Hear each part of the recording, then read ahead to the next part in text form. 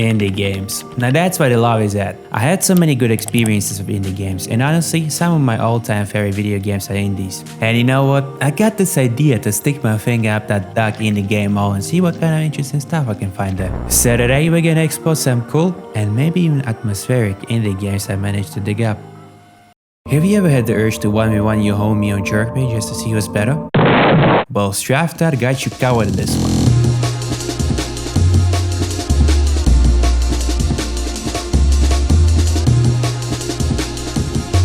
The whole concept of the game is pretty simple. It's PvP, the game, with a really unique aesthetic to it. I mean, look at that cool looking UI. And a little bit of MM break on top of it. Yeah, it had my attention right away, and honestly, this game goes hard. A match in STRAFTAT consists of multiple rounds. In each round, the winner is the last one standing, with up to 4 players in a match. Each round is fast-paced, encouraging quick reflexes, reactions, constant movement, and all that shebang. All of this madness happens across a ton of different arenas, each with its own set of unique weapons. And trust me, there are plenty of weird and cool looking guns in this game. The more you play, the more those arenas and customization items you unlock. Oh, and the game is free. Pretty cool, right? Well, assuming you don't suck like me, but you know how it is. It's part of the process. And as I was playing, I met this French guy who kept absolutely destroying me non-stop, but I couldn't just let that happen for obvious reasons. So with pure determination, I decided that I will win again against him, no matter the cost or how long it will take me. You're sick, twisted French I know you take pleasure in this shit. But don't worry about it, I'm gonna get you. I'm gonna get you, don't worry about it.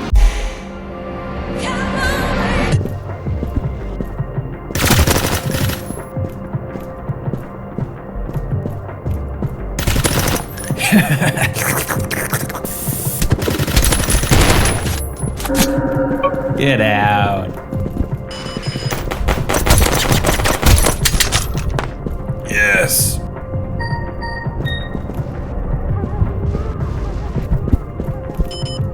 Shit. Oh my god. What the f is that? Yes, yes, yes. Okay, how is that fair?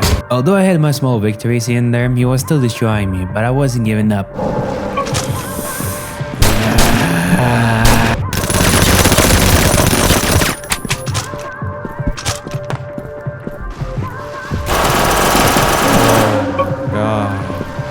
This. I was starting to adapt, getting better at this shit, till it all came down to this one game.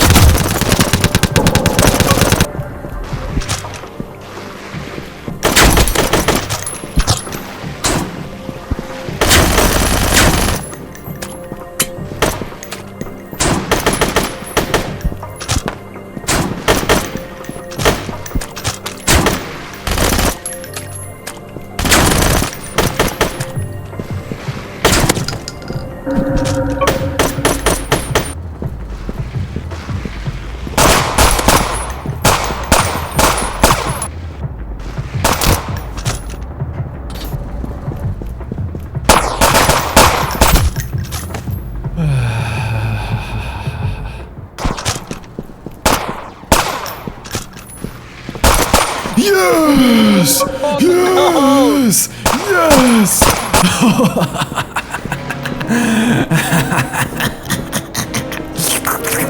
Ah yes, sweet victory. It felt incredible. Yes, yes, I was very, very happy. It was an experience. A truly great experience. You know what? Let's go one more time.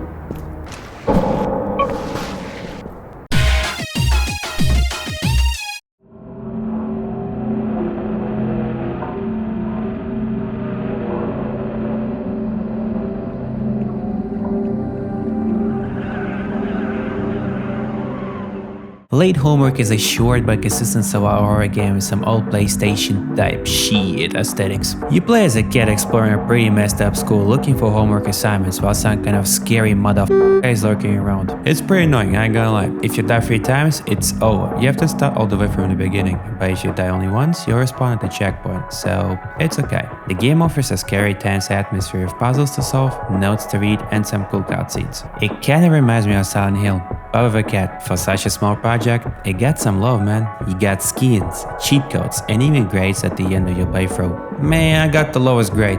I don't even know what I did wrong, but okay. Overall, I recommend. Have you ever thought that delivering packages might be cool? No? Well, it actually can be pretty cozy. Meet Easy Delivery & Co.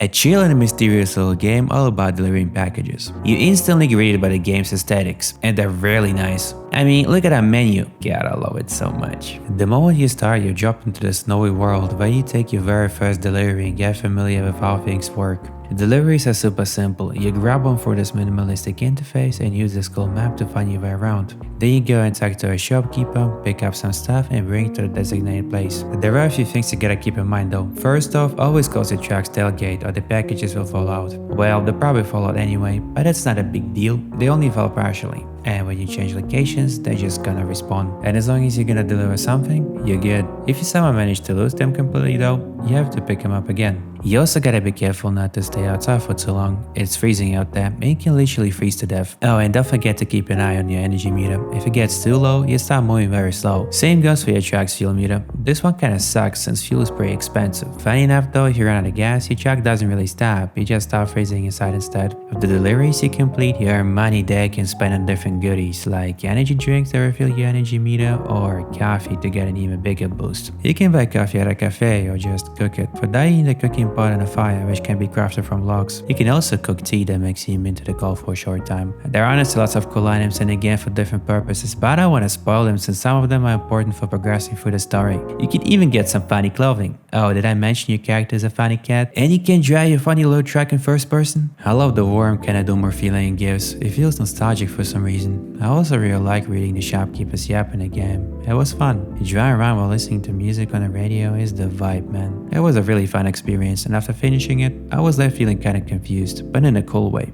Definitely check it out.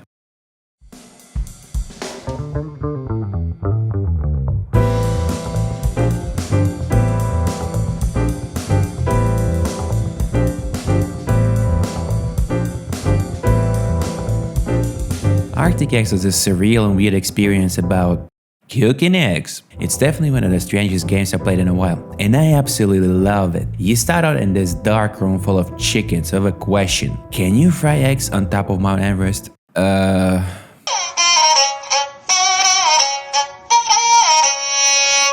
don't know. A pretty bizarre question to start out the game with, whatever. Yeah, after that you get introduced to the thing you're gonna do the whole game. Frying stuff. And surprisingly, it's hella fun. I don't know how they did it, but they did it. It's really simple, honestly. You gotta cook stuff without falling out. But you can't just smack some stuff on a pan and wait. No. You gotta always spin the pan so the stuff that you fry is in motion. There are honestly lots of weird things in this game you can fry. And they all come with their own challenges. Like a ciggy. It's just a ciggy.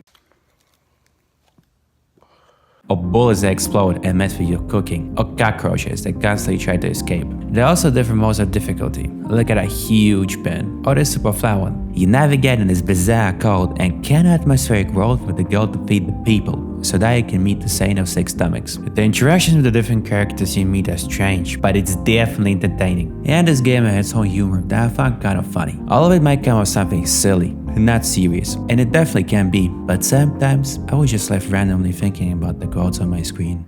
I really enjoy my time in this game. The weird and abstract elements go hard, and with that beautiful soundtrack, it kinda made me wonder, can you fry eggs on top of Mount Everest? You see what I did there? Okay, next game. Alright, hold on. For this one, I gotta warn you, cause there's a lot to take in.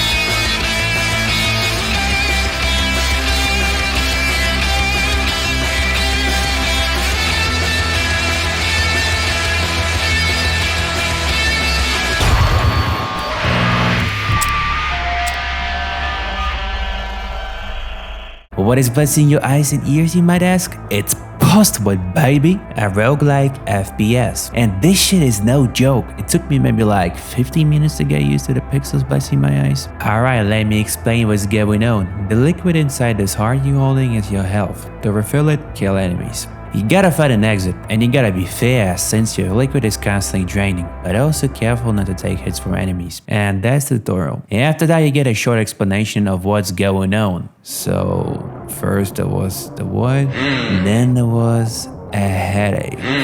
Who the f is this dude? What the f? Man, what the f is going on? Okay, so pretty much we're in a place called Postvoid, killing and there's a lot of different trying to stop you. After each level you get the option to choose an upgrade. All of them have their own advantages, like a different gun, bullets that bounce off walls or whatever. All of it is to help you reach the end, but if you die, you gotta start from the beginning. And that's pretty much it. Yeah, the game is short, but it kinda goes hard. And that's about it for this video. Yep. Thanks for watching.